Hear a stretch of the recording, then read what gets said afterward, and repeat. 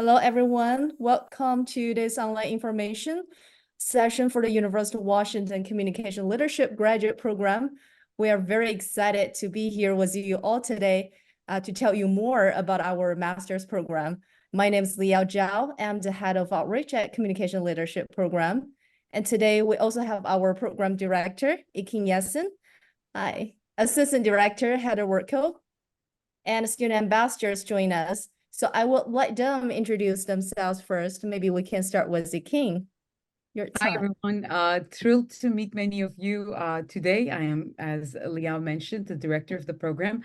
I also teach the foundational courses. So in addition to being a director, I have the joy of engaging with our students as an instructor as well.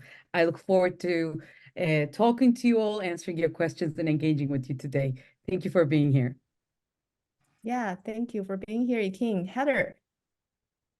Hey everyone, I'm Heather Werkel. I'm the Assistant Director of Academic Services for ComLead. So I'm the academic advisor for students in the program, and I also manage our admissions process. So happy to answer all of your questions about the admissions application in the program today. Thank you. Millie. Yeah, hi everyone. I'm Millie and I'm from the cohort MCDM cohort 23, and I'm happy to be here to share my tips for the application. Yeah. Thanks for coming. Thank you. Matt. Hey everyone, I'm Matt. I'm from the 2022 cohort in the MCDM track. So happy to see future comm leaders. Thank you for joining us. And last and most important, Kevin. Hi everyone, my name's Kevin. I'm part of the MCDM cohort 2023, and I'm happy to share my experiences with all of you. Yeah, welcome everyone, and welcome all of our prospective students from all over the world. So for today's session, we'll start by giving you a brief overview about our program and curriculum, as well as the student ambassadors' experience at ComLead. And then for the second part, we'll answer the questions that you have. So feel free to tap your questions in the chat box or unmute yourself directly if you like, and you can type your questions throughout our conversation, our session. And this session will be recorded and uploaded to ComLead YouTube channel so you can watch it later. So now I will hand it over back to Iking to talk about our program and curriculum. Hi, everyone. Again, I always find it extremely exciting to be a part of this event. Actually, some of the ambassadors that are joining, that are going to talk about their student experiences in our master's program, were in your place last year. So I always find this as a part of our journey together. I get to meet many of you at this point, and then many of you join us the following year, and then I still keep engaged with everyone after they graduate as alumni too. So it's a kind of a whole full cycle. So this is the very start for those of you who are joining today. And again, thank you for taking the time to be with us. I just wanted to very quickly share with you a few kind of key details about our program, a little bit about its history, and some key highlights around what we try to do in terms of curriculum and engagement in the program. So as you may be aware, our program has been around now for about 22 years, so for over 2 decades. So we're not a new program, even though we're a responsive program. So when the program was first founded back then, it was very much a space for communication, marketing, strategic, different jobs, professionals, to make sense of a very much changing world at the time. As you can imagine, 22 years ago, social media entities were new. A lot of new technologies were coming about. Communication and leadership skills were at the core of many things. Content strategy was just emerging as kind of a field, but wasn't called that, right? So 22 years ago, it started to make sense of all of these different changes and to equip our students to the ever-changing world of work, to give them a space to reflect and to make sense of it all. And we find ourselves today in a very similar space, and we always were in a space of course, and we always are in a space of ever-evolving, fast-evolving world. And we are still, and I'll talk a little bit about some of the classes we're offering right now, trying to create a space where our students can engage with the world that is changing in a thoughtful manner. So of course, our program has evolved again in those 22 years. We used to have one track, but now we have three distinct degrees: Master of Communication Digital Media, Master of Communication in Communities and Networks, and Master of Communication in Communication Leadership. And we'll dive a little bit deeper in later on in the conversation about differences in all, if you have questions and haven't looked into different options. But when I engage with our students, as I mentioned in the beginning, I'm not only a director, but I have the joy and the privilege of working with our brilliant master students. I get to actually engage with all of them, and I've now engaged with about 7 cohorts of students and got to meet all of them as their instructor. So I just wanted to share you a few insights about what I hear from my current and past students about why they chose our program and why they benefited from being a part of our community. So I started with responsiveness to the constant change in our fields, let it be in content, let it be in storytelling, let it be in communication marketing, or user experience design. Indeed, we try to make sense of it as it changes and as it evolves. So that's clearly one core reason why we've been a leader in our field and have been attracting a lot of brilliant students like those who are joining us and like yourselves. But in addition to that, one of the other reasons that I hear a lot from our students as to why they picked our program is our also concentration on values. We're definitely a values-driven program. We don't just want to think about the new exciting tools. Of course, we think about that. But we also think about the impact of all the different practices we're involved in and the type of different organizations you're maybe part of right now, or you'll be a part of, and how they impact the world. So we have that emphasis of social impact and values as a part of kind of all of your considerations as you make sense of the new tools as well. Another aspect that I hear from our students about why they find our program exciting is the amazing global and diverse community that we have in our program. Over 20 different countries represented, different states represented, different career trajectories represented. We have both early career and mid-career students, and that's actually a great also learning experience, learning from each other's experience and learning from each other's backgrounds. So it's really an ideal community in that way. And it's actually also a very committed community. It's a true community that really supports each other. In terms of what we offer curricularly, I also hear from our students a lot that the breadth of the different types of courses that we offer is an attraction towards our program. So we have 8 distinct specializations, and if you choose to, you can focus more on one, but you can also take classes across all of these specializations. We offer numerous classes in each of these specializations throughout the year, including, I will not mention all of them, but content strategy and user experience, marketing and branding, organizational and professional communication, community and leadership, storytelling, emerging technologies. So there's just to name a few. So there's, again, an option to focus on 1 or 2 of these areas, or you can take classes if you want to explore different areas that you're trying to find out more about. In addition to the classes, I also hear, and some of the students that are joining today will probably talk about these, we do not limit our learning to the classroom only, but we have a number of applied learning initiatives within the classes as well. But outside of the class, we have a student-led but faculty and staff supported consulting initiative, which is a very unique initiative that started during the pandemic, where a number of our students each quarter work with real organizations, and they get paid for it too, trying to solve their problems, their questions, their challenges, from website redesigns to strategic planning, to thinking with them around the new initiative. We do a lot of different things. They're usually mission-driven organizations, but we now are starting to work with some startups as well.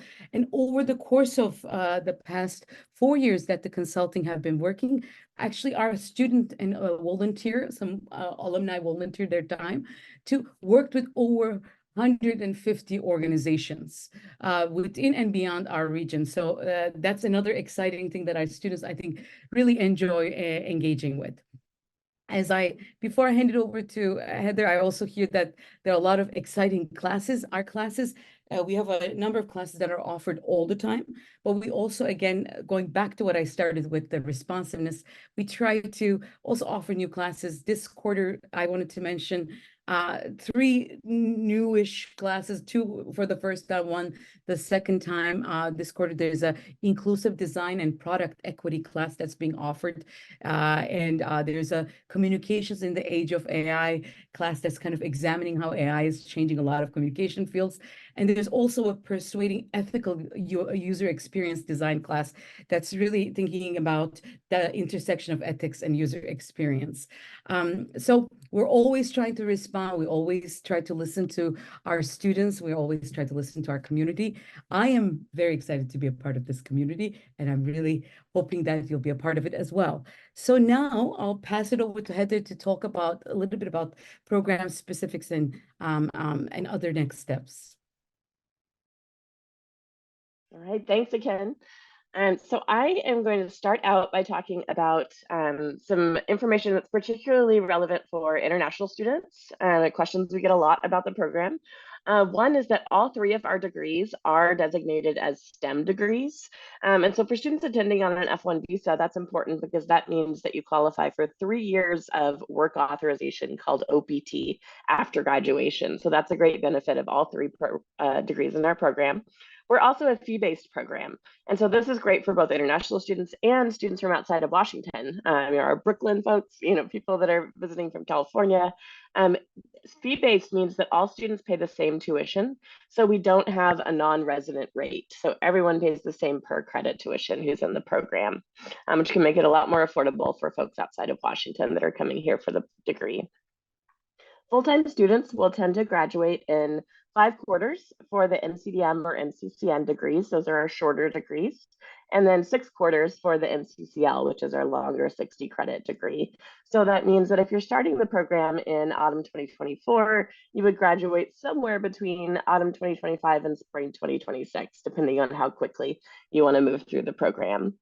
About a third of our students are attending part-time while they're working full-time. So our classes all meet in the evenings and on weekends to keep your weekdays free.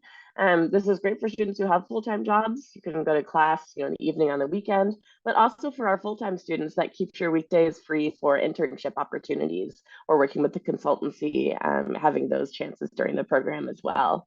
And we do have a number of part-time jobs within the department and then on campus in general. And we have, Millie, who's here helping us with this session today, is one of our student employees, and a number of positions like that where you can contribute to the program and practice the skills that you're learning in your classes and then get some funding as well. As Ken mentioned, the CommLead Consultancy has scholarships and funding available, working on different projects every quarter. And then our programs are also all eligible for federal financial aid and GI Bill for folks that are looking to use some of those benefits. And lastly, about the application, our next upcoming deadline is February 1st. So if you're interested in the program now, I would definitely recommend trying to apply by that February 1st priority deadline. And there's no advantage to submitting early. So work on your application up until that deadline, edit things. You can't change anything after you've submitted. So we encourage folks to, keep doing your edits, keep getting, proofreading, making sure that everything is perfect before you submit it, and then submit by midnight, February 1st. Our review doesn't begin until after the deadline, so you can take as long as you need up until that midnight deadline to submit your application. And we do recommend, though, that you designate your folks who are going to write your recommendations as soon as possible so that they have time to get those in by the deadline. And if you're someone who needs to submit test scores for the English proficiency requirement, make sure you order those as soon as possible so that they arrive by that deadline as well. So with those tips, I will turn it back over to Liao, who will introduce you to some of our students. Yeah, thank you, Heather. Yes, we have 3 student ambassadors join us today. So I think you will probably love to hear about their experience about application and about tips and when they're applying for our program. So Kelly, Millie, Kevin, and Matt, let me begin by asking you to tell us a little bit more about yourself, like where are you from, what is your degree check, and a little bit about your background before you joined CommLead. Maybe we can start with Kevin this time. Hi, I'm Kevin. I got my undergrad at UW Bothell in interactive media design with a UX focus. I also have experience in tech support and leading a team for web hosting services. And what was the other question? Yeah, you kind of talk about your backgrounds before you Background, become yeah. lead. Yeah. So yeah, that's a little about me. Yeah. Millie. Yeah, hi, I'm Millie, and I come from Taiwan, and I'm now in the MCDM cohort 23 now, and I did the German as my undergrad, and I do have like a 2.5 year experience as a product marketer and product specialist at a tech company before, and like yeah, so I'm really want to like switch my focus to the UX design, so that's why I joined ComLead. Thank you, Millie. Matt.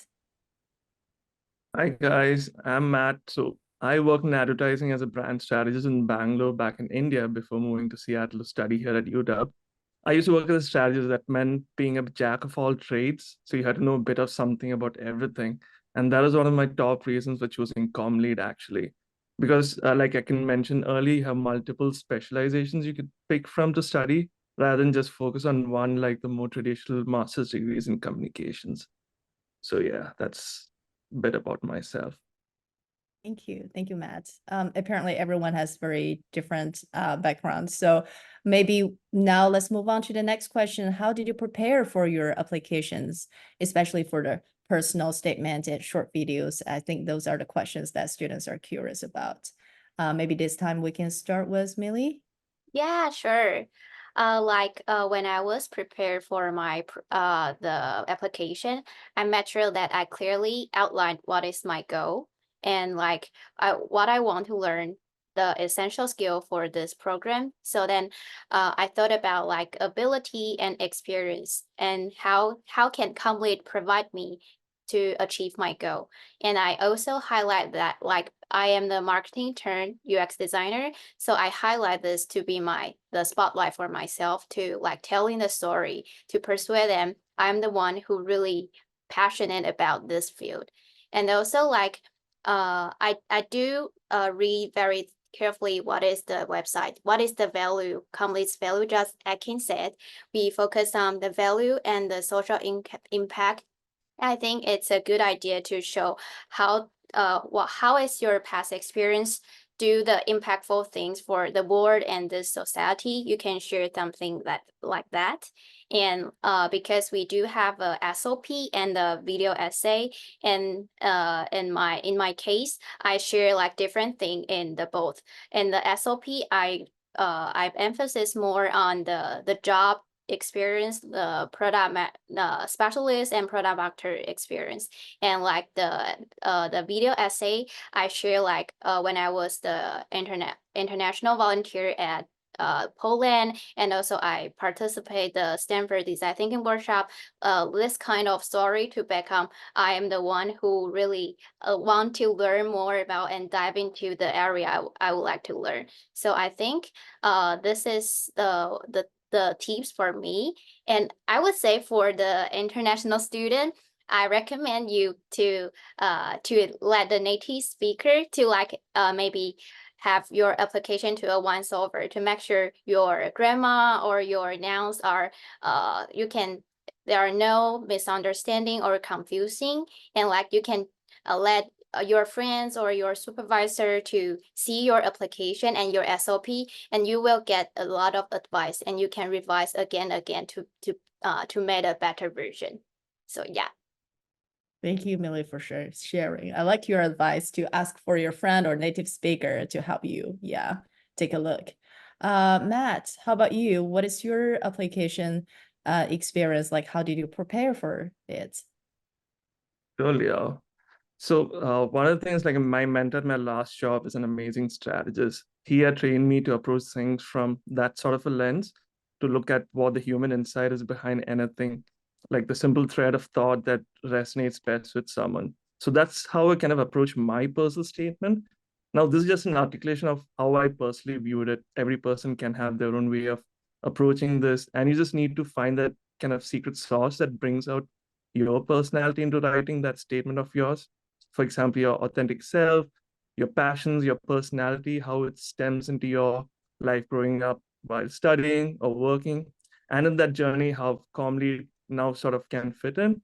And if you talk about the video, it's kind of possibly like a subset of it. Just imagine it as a video interview of your statement, but now you bring out a story, an anecdote, and like I mentioned, how Comlead now fits into your journey person. Now, this kind of applies to both. Just ask yourself if you were on the other side of the application process by reading the personal statement or watching the video, does it kind of tell your story and demonstrate your desire to join Comlead without the need for any further interaction from your end?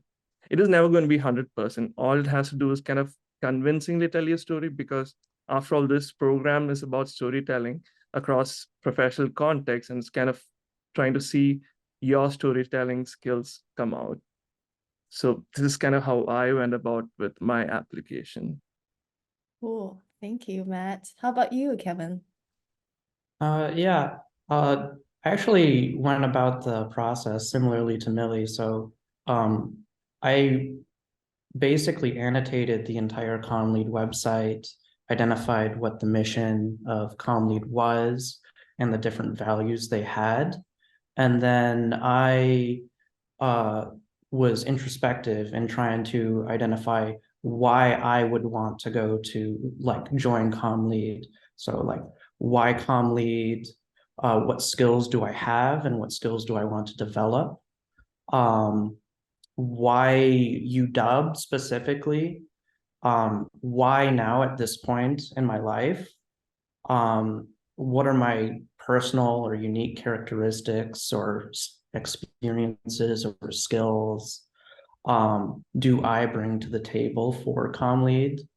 Why am I choosing this path? What do I understand about the field? And you want to really tie that to Comlead, your experiences, and speak to that.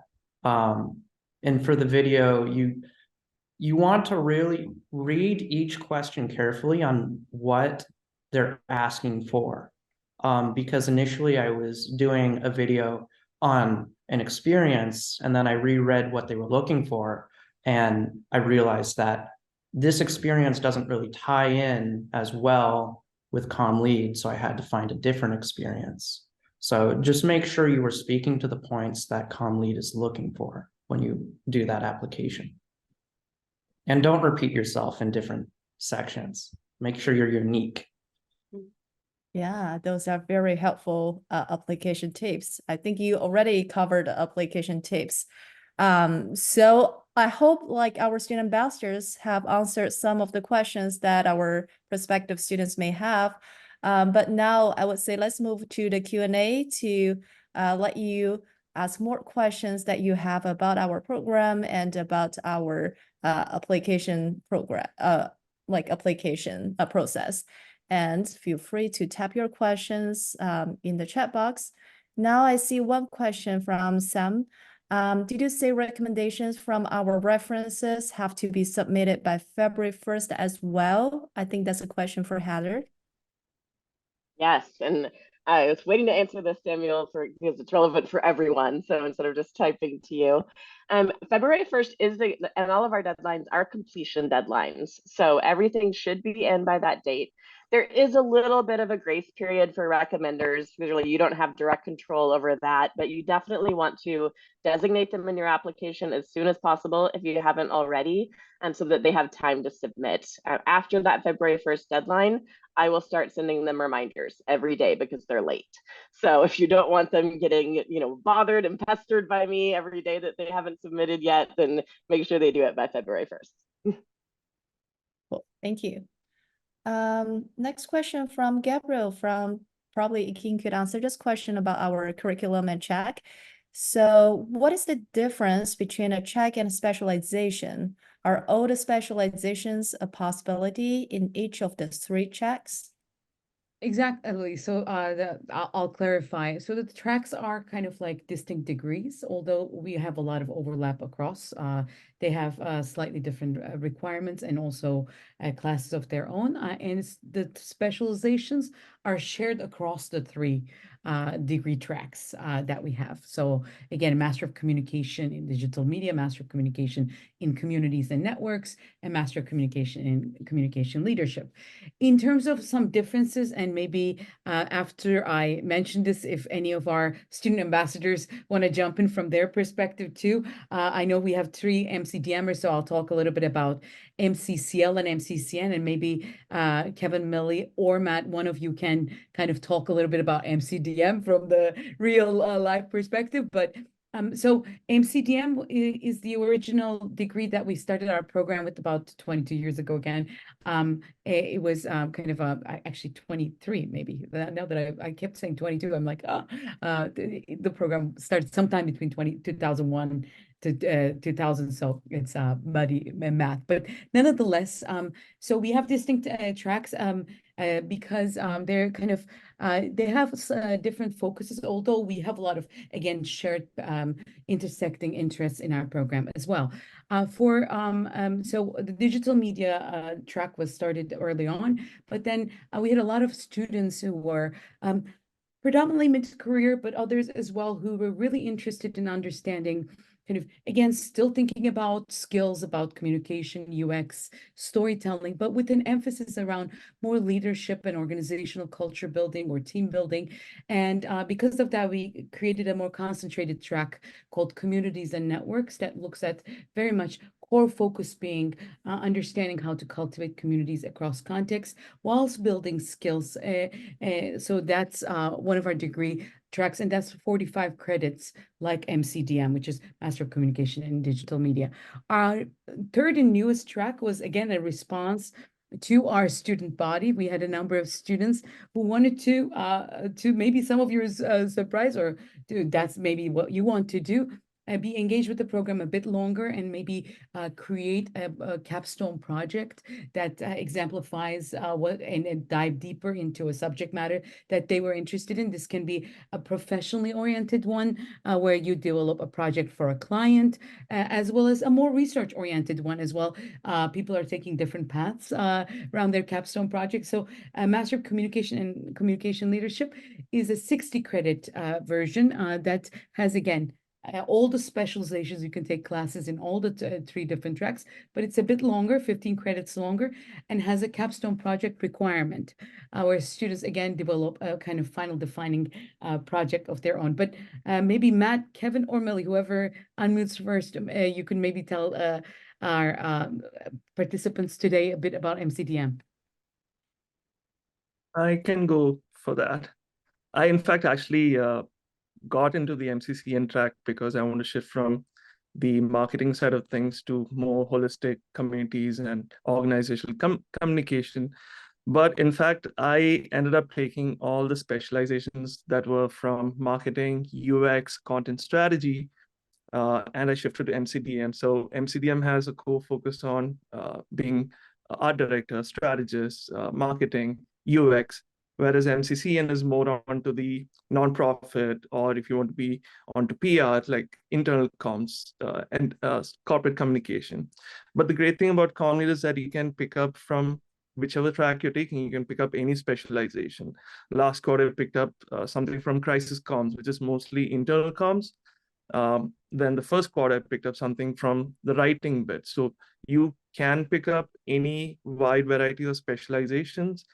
You're not restricted to just one that is defined by the track. So that's, like I said, from my earlier intro as well, that is more defining attraction to CommLead, that you could pick up from 8 specialization. You can specialize in just UX if you want, or you can pick like everything from each specialization across the course of your career. I mean, why you study here. Yeah, and I also want to add on what Matt said. Like in the last quarter, I focus more on the UX research, but I still want to to learn more about how to doing the data visualization. So like in this quarter, I just choose the different area. So I think it's very flexibility. We have a lot of flexibility in CommLead. like if you want to just switch your focus to the content marketing or even the UX design, you can just choose the course which fit your interest and your passion. So I think it's a great advantage for our program. Yeah, and to also add on to that, even if you're part of a specific track, you can still take classes that are part of your other track. Being part of MCDM just means you have a set number of credits you need to earn that some classes are designated like MCDM track, MCCN track, or track neutral. Track neutral means it doesn't apply to any of them. I forget what the specific credit requirements are for the MCDM and MCCN track. Heather, do you remember?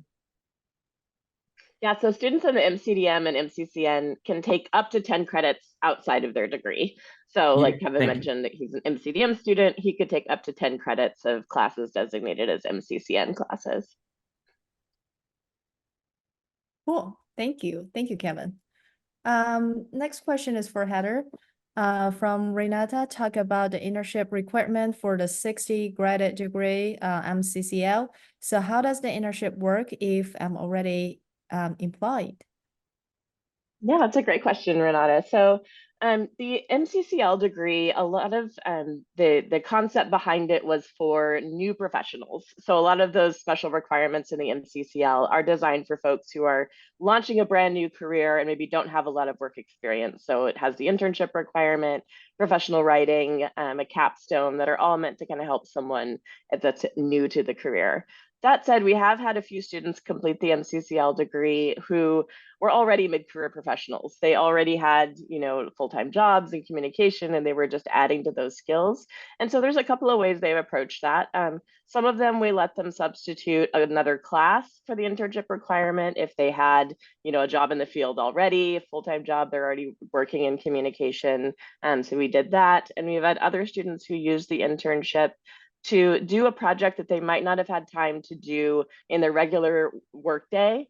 Something they'd always wanted to do on their job, like, oh, I wish we could, revamp how we do this or come up with a new strategy for this. And so they did that extra project kind of outside their work hours, but connected to their job in order to meet that internship requirement. So those are just a couple of examples of how students who have approached that, who are already working full time. But as all the students have said, there's a lot of flexibility to make the program work for you based on whatever your situation is.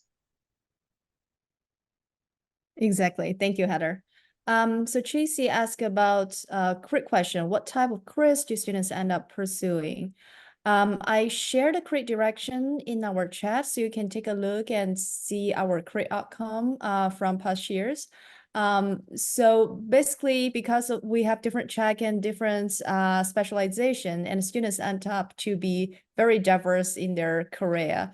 They could work in the marketing field as marketing manager, communications specialist, or work in the UX field as the UX UI designer, interaction designer, or technical writer, or work as a program management, product management, or work in traditional media as a journalist, a video production manager, or work for organization communication like internal communication manager. So I can share a few examples who graduated last year. Like we have one recent alum graduate and now work at Amazon as marketing specialist. And we have Acta works at T-Mobile as marketing manager. She's MCCL degree. And also have our alumni fellow lead. Her name is Davika, and she now works at Google as an interaction designer. And definitely have some media group alum like Smriti. She now works at KUOW as the campaign strategy manager. So you can see they have very diverse career paths. Yeah. Anything else to add, Iking? Yes, I mean, I just was going to say we have such a breadth of, we have over 1,000 alumni right now actually way over 1,000 alumni right now, and they work across a variety of organizations in our region, but beyond. So that's also an advantage. They work across sectors. So I know that so that we have people who work in creative direction, art direction and strategy, as well as campaign management, as Leah mentioned. And then again, we have people who work in for-profit and nonprofit sectors. We have people who are internal communication managers. We have people also who work in community management, which is an emerging field across a variety of different sectors. And again, our students' core skills remain shared, but job titles are ever evolving. Because of that specialization's breadth, I think our students are also able to adapt. Let it be even if they are kind of growing in their careers to exploring maybe other opportunities, or if they're kind of setting a new direction, exploring something new for themselves as well. But we have, again, we can share more if you want, if you have a specific area in mind, and then we can share with you a couple alumni and their profiles that match that area to give you a sense of their trajectories and how they launch, but cross-sector and again, across a variety of different roles. Thank you, Ikin. I saw that Ling Yi has a related question about our career, about the crit fair. So Ling Yi is wondering if there will be some crit fairs for the program, especially in Seattle region. This is a really good question because we're going to have a crit fair coming soon in about 2 weeks. And it's online via a Handshake platform. And we have about like 22 employers across the sector. As Ikin mentioned, like some of them are nonprofits, some of them are tech companies or media groups. So very diverse employers, and they hire full-time students, internship, and many of them are ComLead alumni and come back to recruit ComLead students. So we have like really strong alumni network to help with our students as well. So now let's move back to the application question from Jacqueline. Jacqueline is wondering, for the statement of purpose in the application, there are 2 questions to be answered. In the submission, do we differentiate between the 2 questions by using 1 and 2? Heather. Yeah, thanks, Jacqueline. And I've gotten this question via email from several applicants, so I'm glad you asked it in this session. This is up to you. So your statement also serves as a writing sample. So we can see, like, you know, how your thought process is and how you write. And so you could choose to separate your answers and, you know, answer the first prompt and then the second prompt, or you could write a narrative that just addresses both of them in your full statement. So we leave that kind of up to you as to which fits your writing style best, how you want to address that, as long as you speak to both of those issues that we're wanting you to talk about. Cool, thank you. So I think the next question comes from Molly. I would love to hear anything you can share about storytelling specialization. I don't know if any of our student ambassador is taking this specialization. If not, Ikin could share more about this. I can maybe start and ask Kevin, Millie, or Matt if they've taken any, but we have a robust storytelling curriculum, because that was some of the kind of core areas that our program started with and evolved over time. So we're offering a variety of different storytelling classes. There's a very popular class on the foundations of video storytelling, but we have a number of students who've done video storytelling before, so we have advanced classes on that.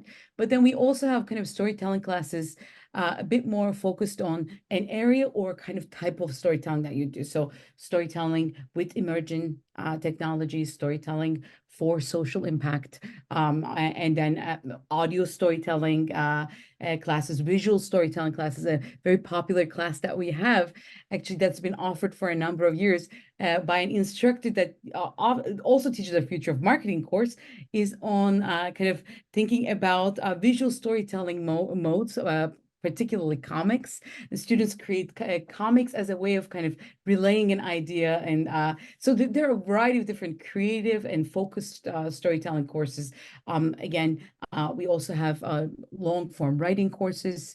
So we approach storytelling from all the angles that one might be interested in. Of course, we have students who may want to focus on one of those areas, and there are a variety of different classes that build on each other, again, as I mentioned. So, so if you are, again, keen on video storytelling, you can take a few video storytelling classes, maybe a practicum course where you work with the client to produce an actual video for them, as well as maybe we're taking a class in marketing or branding that also has a visual component to it where you can apply your skills. So, so again, a lot to offer. I'll also, I don't know if it was add, but I also will offer and share our course catalog for this year in the link, so you can kind of see different classes that are in our curriculum right now.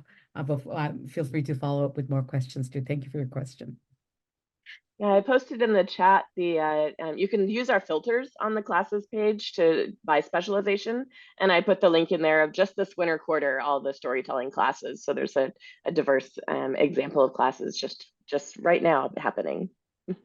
Yeah, I can share my what my colleague shared with me. She took the video storytelling last quarter, and she need to like create the 3 different videos for the client. So like she said, it is a good way to build up their portfolio and to find the internship, because like the job market, they really look for the one who have a portfolio and to show their skills.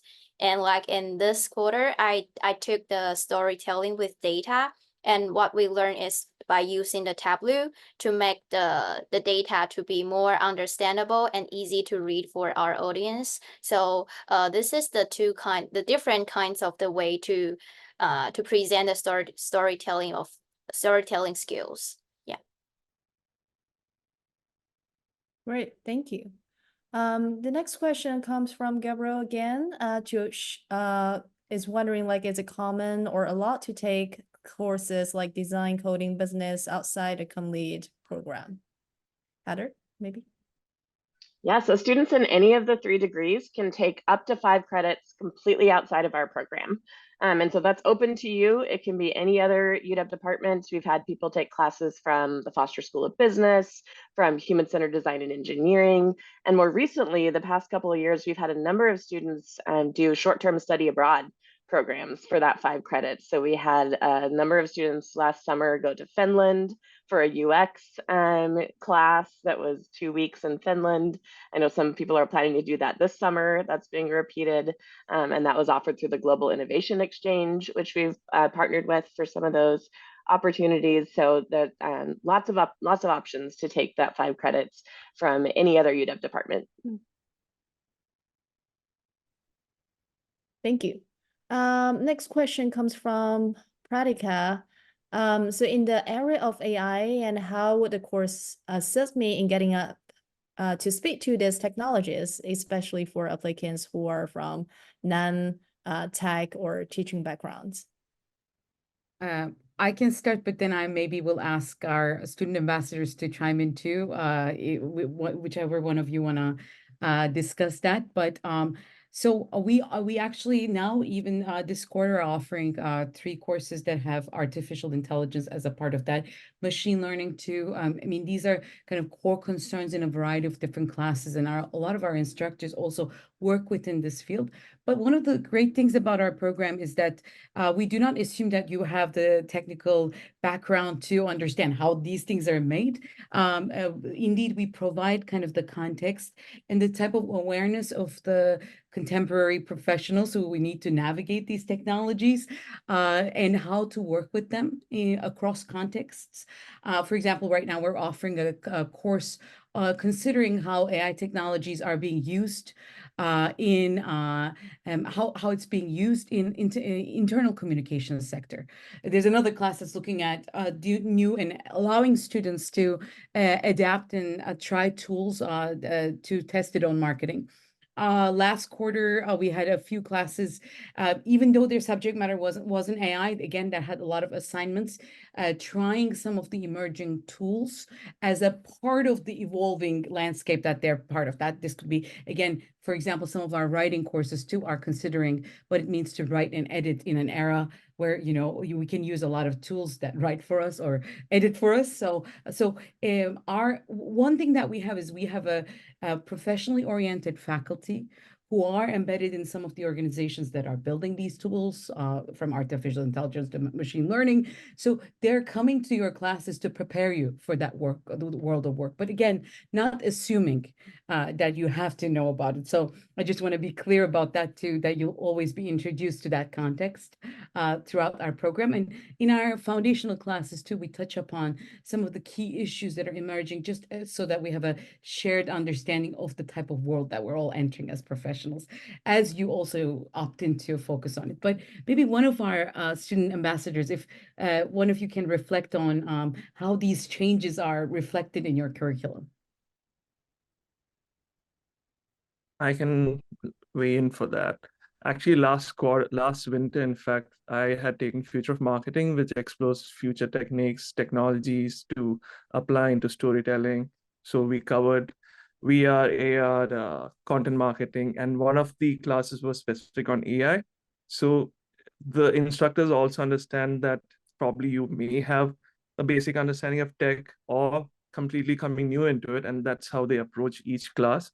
And it's key to understand that AI is here to stay of sorts, to kind of be a tool for you to help in your communications, creating assets, whatever be it. So there'll be a very practical approach on how you can incorporate AI into your professional life, how you do it in applying into your coursework and so forth. This quarter, in fact, I'm taking Persuading Ethical Design in UX, which has a focus on incorporating AI. So it brings into, like I can mention, a practical perspective, not like a specialization, like teaching you how to do ChatGPT prompting, but in the larger sense, a strategy or the higher level sense of how you would possibly apply AI. AI would come into your work life in a very everyday manner. I hope that helps. To add on to that, we also had a workshop called ComLead Connects, where last year the ComLead faculty reached out and asked professionals from across the world to talk about how AI is changing the landscape for communication and leadership in the roles that they occupy. You can find that on the community workshops page on our website. I encourage you to watch it. It's very interesting. But all of our professors as well really encourage the use of AI as a resource and a tool. Of course, don't rely on it, but like for example, you have a lot of data that you need to process. If you can use AI to make that faster, the professors are all for it. Every professor I've had, at least. Thank Yeah. you, Kevin. Go ahead, Millie. Yeah, I also want to add on what Kevin said. Like just this Wednesday, I do have a class about the UX Studio, and our professor, like, they just share with us how we, as a UX designer, how we can use the generative AI to imply in our coursework. Like we can use the Midjourney to make the persona, and we can use ChatGPT to make like a user interview, like the script. But you need to come up with yourself firstly, and how you can use this kind of AI tool to make it better and make it quicker for yourself. So we do, the professor do share how we can use this kind of tool in our class. Although you might not have this experience or knowledge before, but it's totally okay. Thank you, Millie. I think our students answers Millie's question as well. So I have a question from Jiajun to talk about scholarship and financial aid. So what is the percentage of students receiving scholarship and financial aid versus self-funded? Heather could talk a little bit about our policy, and then students could share about how you can get some funding on campus or find a part-time job on campus. Yeah, thanks. So we actually, UW takes privacy very seriously. So we don't have any access to students' financial information, how they're paying for the degree. We can't see any of that. I can say anecdotally, we do have a number of students who are using federal financial aid. So all of our programs qualify through the FAFSA. So fill that out at the graduate level. That's primarily student loans that you would be eligible for through the FAFSA. We also have some students that are using GI Bill benefits. So I do have to fill out a form for them every quarter. That's how I know that, just saying that the classes they're taking are applying to their degree requirements. So we have students using that Veterans Assistance. And then we have a number of students who, through their employer, they might have some tuition assistance that employer offers. Either it's usually a cap per year or a certain dollar amount or a certain number of classes that they can get funded through their employer in that way. So I know those are 3 ways that students are getting funding for that. We also have on our website a page called Fees and Financing that has a number of resources on different ways to fund the program. So we've kind of compiled a lot of information for you there, and I'll put that in the chat. Where you can see our current tuition and fee rates, and then also look into all those different options that you can research funding through.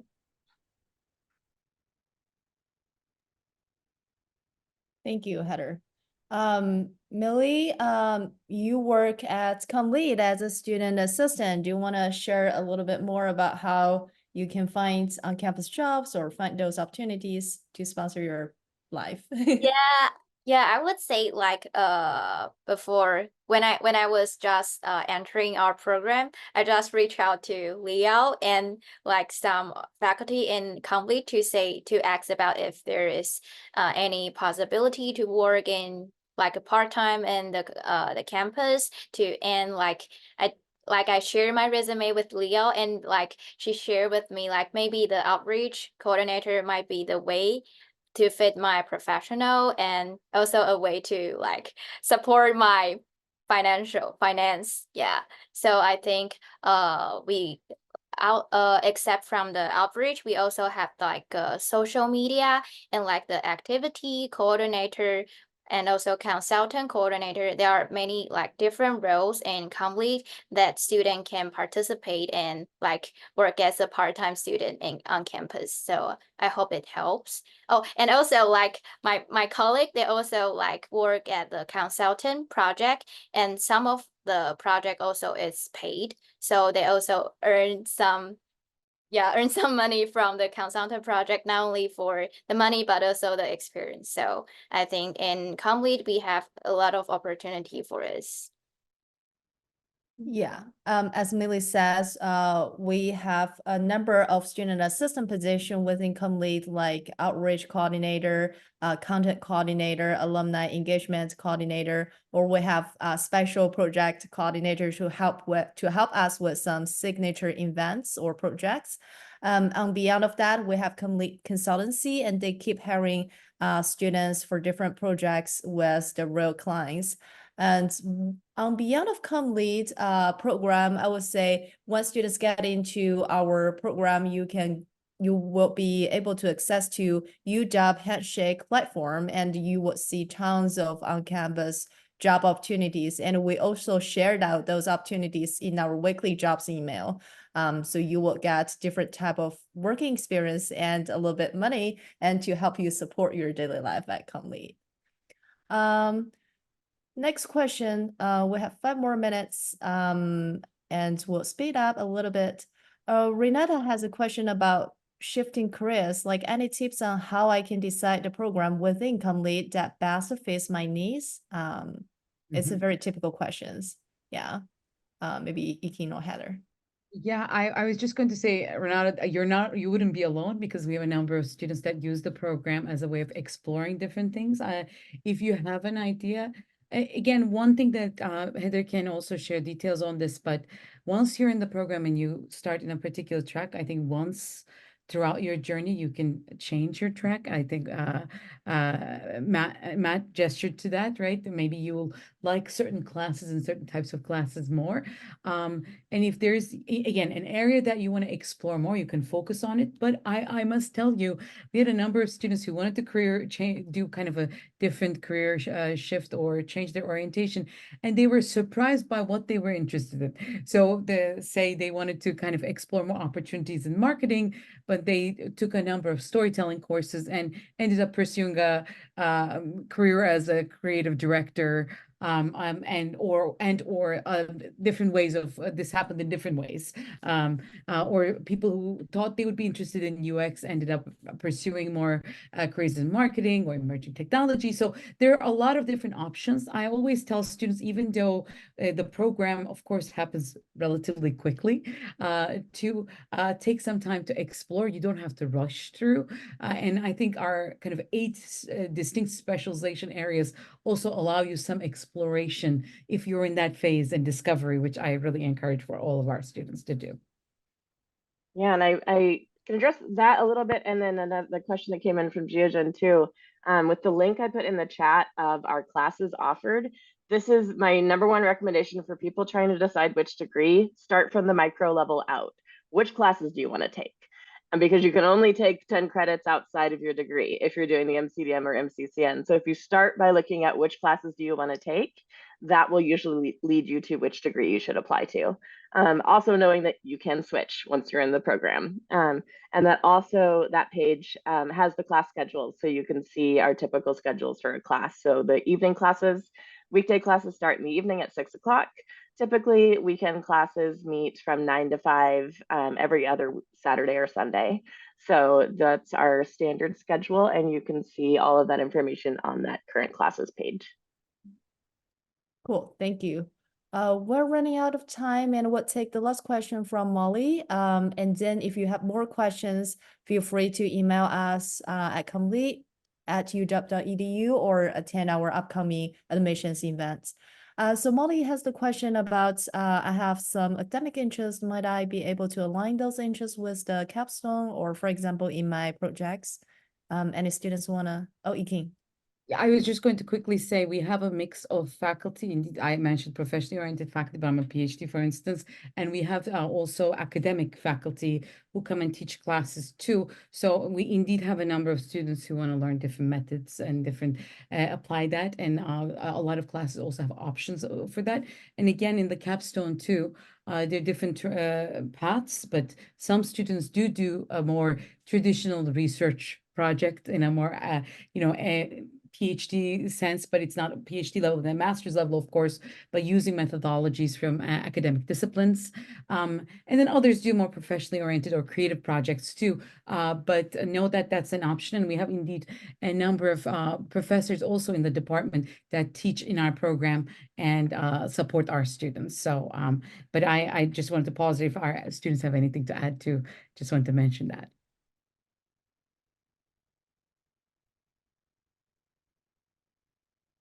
Okay, we're good. Thank you. Thank you so much, everyone, for joining us today. And Sophia, did you want to ask a question? Oh, okay. Yeah. Good luck with your application. We'll stand here for 1 or 2 more minutes in case you have any urgent questions that you want to ask us. Otherwise, like Heather says, feel free to email us with any further questions. Good luck with your application, and see you in Seattle in September.